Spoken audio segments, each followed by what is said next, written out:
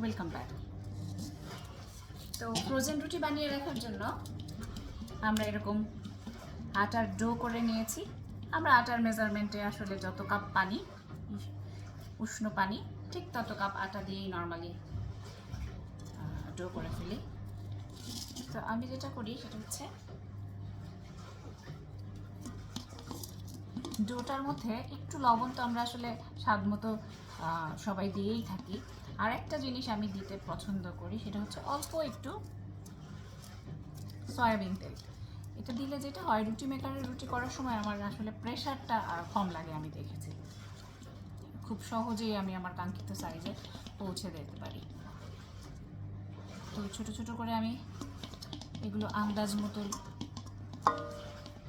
লেচি কেটে নিচ্ছি।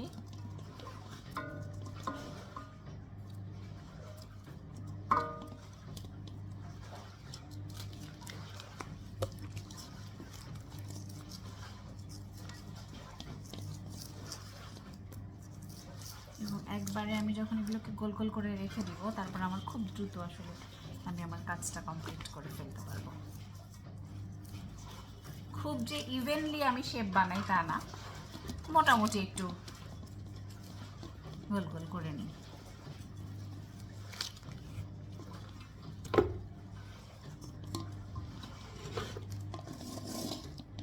যারা আসলে একসাথে অনেক রুটি বানিয়ে রাখতে চান এবং প্রত্যেকটা আসলে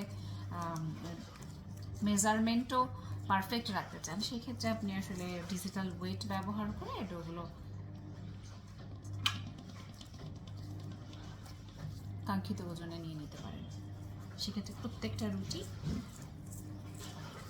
নির্দিষ্ট ওয়েটের হবে।